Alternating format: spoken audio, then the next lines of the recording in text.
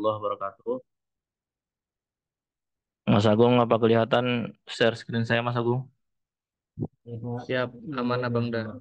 Aman ya? Terus kita untuk pembelajaran Oke. Di sini saya akan mencoba menyampaikan review pelatihan pembina statistik sektoral yang akan coba saya sampaikan sampai pukul 14.45 nanti. Setelah itu kita penutupan. Di sini kami sampaikan kepada Bapak Ibu peserta pelatihan pembinaan statistik sektoral apabila ada hal-hal yang masih belum jelas atau masih abu-abu boleh langsung menghubungi ke para fasilitator atau menuliskannya ke link Q&A. Nanti link Q&A itu bisa terus kita akses. Selanjutnya eh, kita, kita lanjut ya. Maksud dan tujuan. Adapun maksud dan tujuannya adalah meningkatkan kapasitas SDM BPS sebagai pembina data statistik, memberikan pemahaman tentang tata cara penyelenggaraan statistik sektoral berdasarkan sudut pandang domain EPSS, yaitu satu data Indonesia, kualitas data, proses bisnis statistik kelembagaan, sistem statistik nasional. Selanjutnya memberikan pemahaman tentang pembinaan statistik sektoral. Adapun output yang diharapkan, tim PSS memiliki kemampuan dan kompetensi untuk menjalankan tugas tim pembina statistik sektoral. Nah, saya juga baru pertama mendalami ini, cuma saya tertarik sama pembahasan yang sewaktu kita diskusi, pasti kendala itu ada. Kayak kami kemarin, waktu mau pembinaan sektoral, Mas Agung juga dengan timnya, saya dengan timnya, dari 4 dinas yang kami datangi, eh, semacam kayak kata Bang Prima semalam bilang itu kurang respon, kurang respon. Jadi semoga dengan pembekalan ini kita ada menambah menambah pengetahuan kita, menambah bahan kita, menambah ilmu kita. Apa yang kita sampaikan kemarin misalnya kita bergerak ada peraturannya. Yang selanjutnya berdasarkan surat edaran bersama dari Menpan RB, Kominfo juga Bappenas bahwasanya seluruh penataan statistik harus dilakukan oleh BPS. Kenapa? Agar tidak ada eh, semacam double data atau standar yang tidak bisa digunakan sehingga hasil pendataan yang dilakukan dinas nantinya tidak dapat bisa kita gunakan. Itu tadi hanya sekilas. Selanjutnya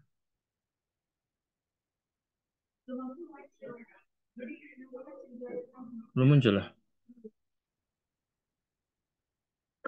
Oke, udah ya.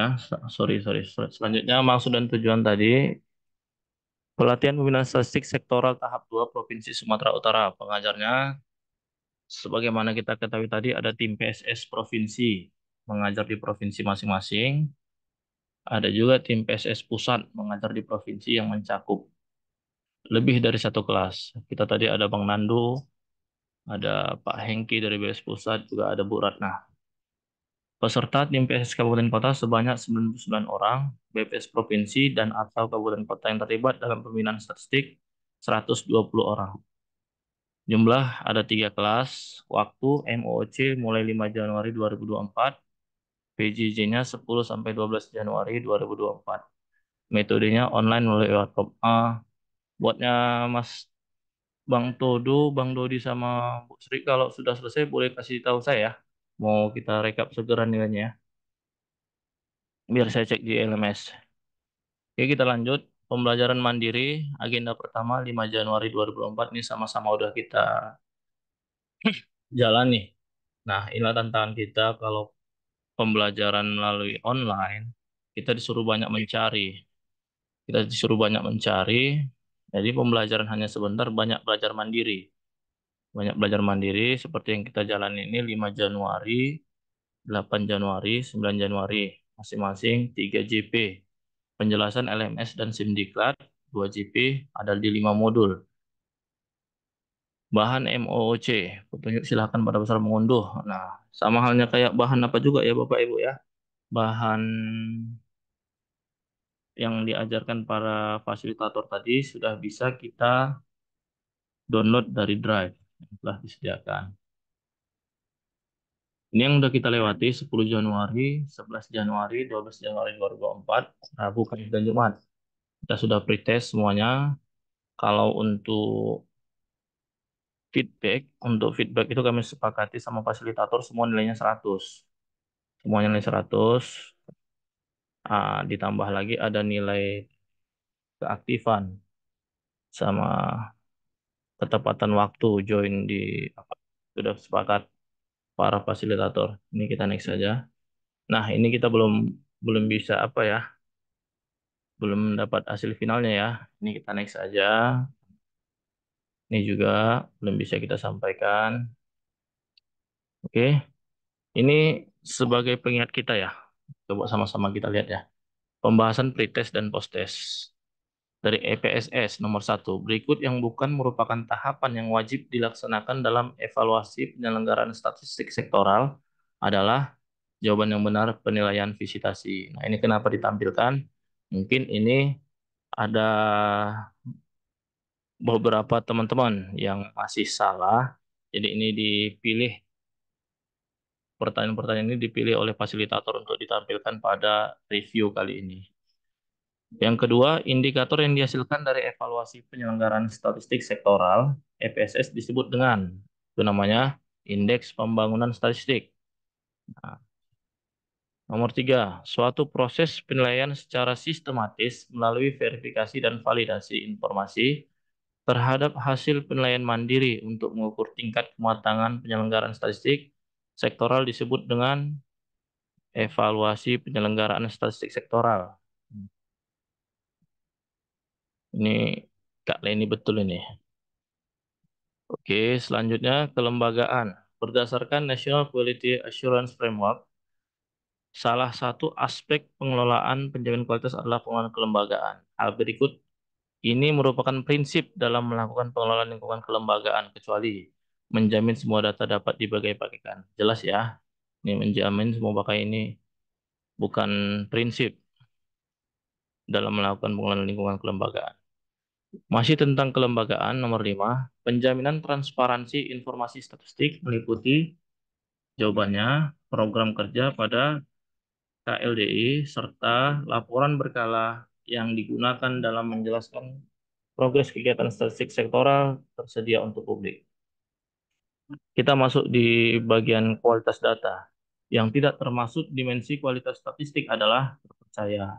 Ya, dimensi kualitas ya, bukan terpercaya. Sejauh mana suatu statistik masih kualitas data, sejauh mana suatu statistik yang dihasilkan dapat memenuhi kebutuhan pengguna merupakan salah satu dimensi kualitas data, yaitu relevansi. Ya, relevansi. Selanjutnya, manfaat quality gauge adalah semua jawaban benar. Rata-rata sih ya kadang-kadang menjebak juga ya. Soal-soal itu rata-rata kalau dari semua jawaban benar, kalau dari seluruh soal hanya beberapa yang kayak gitu, pilih aja semua jawaban benar. Biasanya gitu sih.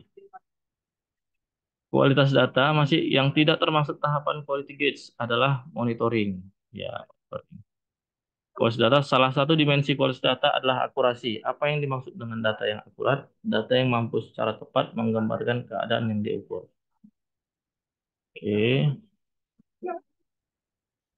mana tahu ada yang masih kurang pas, boleh apa ya? Oh, izin menginfokan Kak Sri sudah ya, sudah submit. Oke, makasih ya Kak Sri ya.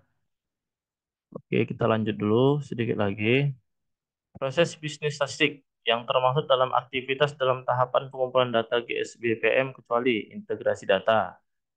Selanjutnya, berikut ini adalah fase level 1 dari GSBPM kecuali arsip. Ini jawaban yang benar ya Bapak Ibu ya. Masih tentang proses bisnis statistik, penyelenggaraan satu data Indonesia terdiri atas perencanaan data, pengumpulan data, pemeriksaan data, dan penyebarluasan data. Itu jawaban yang benar. Proses bisnis statistik GSBPM merupakan kerangka kerja dari suatu proses bisnis statistik yang telah terstandar. Ada 8 fase dalam GSBPM, yaitu specify needs, design, build, collect, process, analyze, disseminate, dan evaluate. Masih proses bisnis statistik, tujuan dilakukan disclosure control adalah untuk memastikan bahwa Data dan metadata yang akan dipublikasikan tidak melanggar kerahasiaan data individu. Kita lanjut ke satu data Indonesia. Berikut ini adalah jenis data yang diatur dalam satu data Indonesia, kecuali big data ya. Jawaban yang benar big data. Siapa yang menetapkan data prioritas dalam satu data Indonesia? Menteri PPN. Atribut standar data yang diatur dalam satu data Indonesia mencakup konsep, definisi, klasifikasi, satuan, dan ukuran.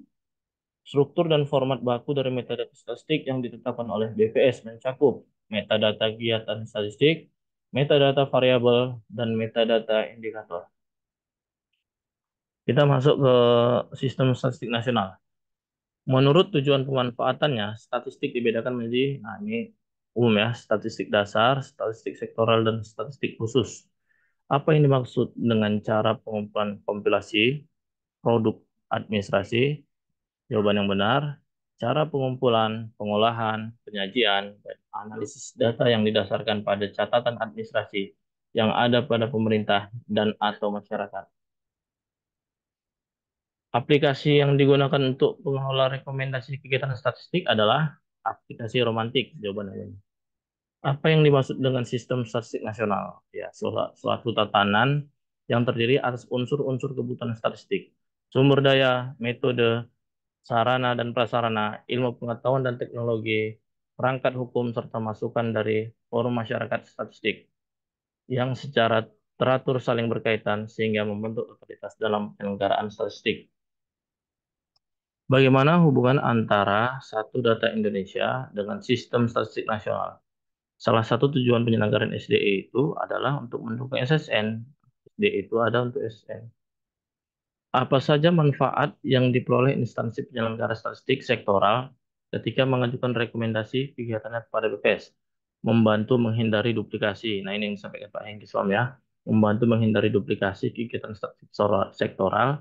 Bisa juga uh, membantu dinas terkait tidak sia-sia dalam melakukan pendataan karena tidak memenuhi standar gitu kan. Kita ke poin 26. Berikut ini adalah beberapa kewajiban penyelenggara survei statistik sektoral yang diatur melalui PP nomor 51 tahun 1999 kecuali. Kecuali ya, jawaban yang benar, menyelenggarakan kegiatan statistik dengan bantuan pihak ketiga. Selanjutnya, Kementerian Kesehatan menyelenggarakan riset kesehatan dasar untuk mendapatkan karakteristik kesehatan di Indonesia sebagai mana data ini digunakan untuk memenuhi tugas pokok fungsi Kementerian Kesehatan. Kegiatan ini dalam sistem statistik nasional dikategorikan sebagai jenis statistik apa? Nah, jawaban yang benar itu statistik sektoral. Selanjutnya, masih tentang sistem statistik nasional. Berikut ini yang bukan merupakan aspek yang diatur dalam kerangka sistem statistik nasional adalah jawaban yang benar, evaluasi dan dokumentasi data. Apa itu statistik sektoral? Statistik sektoral adalah statistik yang pemanfaatannya ditujukan untuk memenuhi kebutuhan instansi tertentu dalam rangka penyelenggaraan tugas-tugas pemerintahan dan pembangunan yang merupakan tugas pokok instansi yang bersangkutan. Poin 30, Dinas Kesehatan menyelenggarakan survei kepuasan masyarakat dengan pihak ketiga dari suatu perguruan tinggi. Penanggung jawab penyelenggara, perencanaan dan anggaran ada di Dinas Kesehatan. Sementara petugas pendataan lapangan dari PT. Nah, untuk kasus seperti ini, survei tersebut masuk dalam kategori itu termasuk dalam statistik sektoral. Jadi, Bapak Ibu, itu tadi yang saya hanya sekilas menyampaikan untuk pengingat kita. Mungkin ada yang nggak 100 juga ya kan. Kalau yang 100 kan udah tahu benar semua tuh. Nah, Agung, Bro Agung kan 100 ya? Kayaknya ya, Bro Agung 100. Jadi, Bapak Ibu, ini pukul 14.39 saya mohon izin sebentar untuk merekap data karena harus kami kumpulkan ke Bankom. Eh, Bapak Ibu yang mau diskusi kami persilahkan ya. Saya izin sebentar untuk menyiapkan penilaian kita. Izin ya Kak Lena. Oke.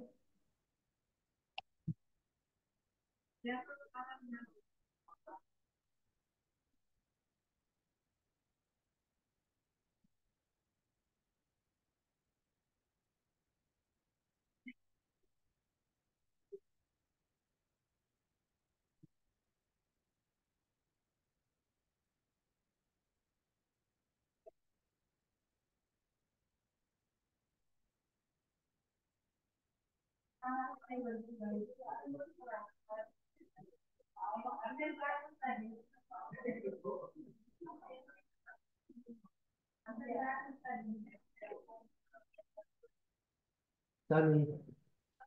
Izin Bang Angga, Siap, gimana? apa tadi, apa karena yang bikin room apa kan apa Oh, udah Mas Didi bersilat tadi ya?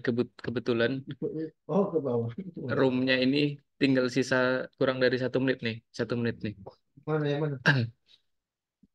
Jadi kita akan otomatis Oh, kembali ke main udah masuk ke season. bawah. Iya, Jadi nggak apa-apa.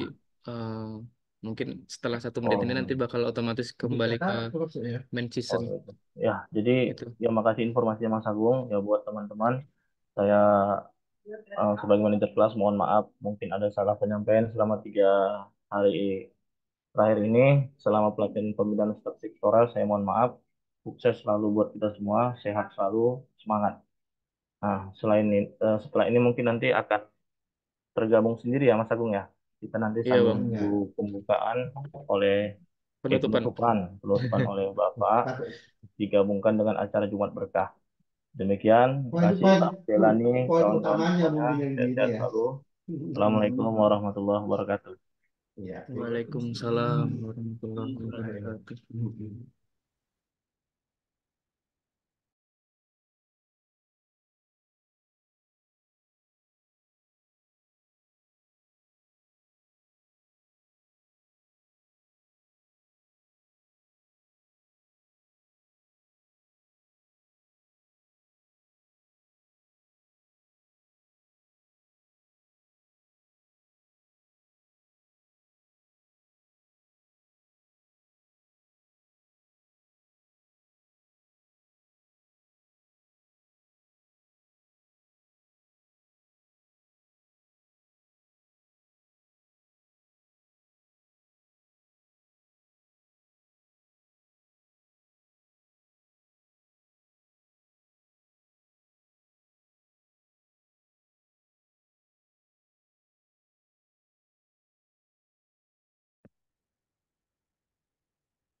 Oke, Bapak Ibu teman-teman semua, ini udah masuk ke menu semua ya, otomatis tadi. Eh, Kelas C sama D udah selesai juga. Udah Mas, pasti udah. Mungkin ada lagi yang mau dibahas di menu nggak ini? Mungkin tadi ada yang nggak, misalnya nggak puas dengan kunci jawaban pretest post-testnya gitu kan. Oh, harusnya bukan ini gitu. Ada nggak itu?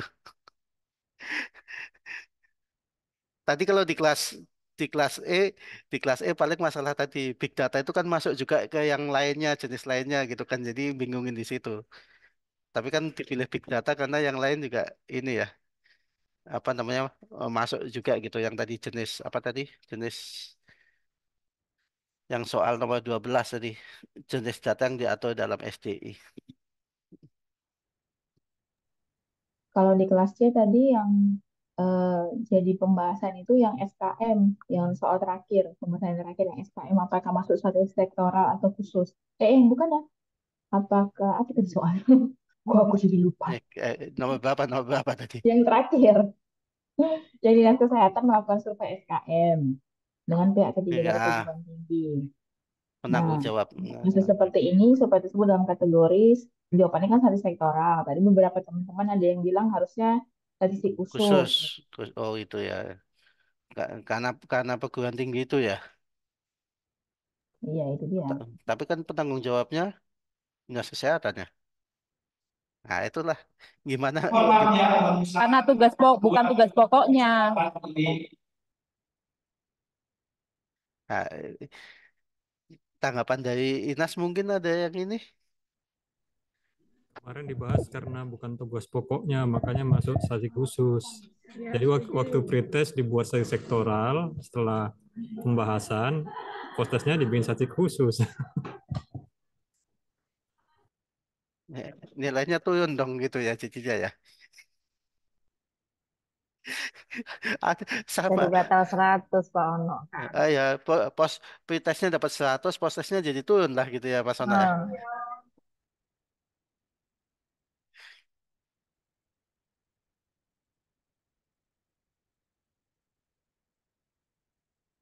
Ini yang join baru satu dua, harusnya kita berapa total yang join nih? Oh, ini Bapak Kepala Kabupaten Kota udah mulai pada join room ya. Jadi gimana Adil sama Angga kita cukupkan untuk review berarti ya. Boleh, boleh. Oke Bapak Ibu teman-teman kita cukupkan untuk review. Kita nunggu penutupan jam 3 ya. Oke, mungkin dari kami para manajer kelas, jika ada yang tidak berkenan mohon maaf yang sebesar-besarnya. Kita tunggu jam 3 untuk penutupan. Assalamualaikum warahmatullahi wabarakatuh.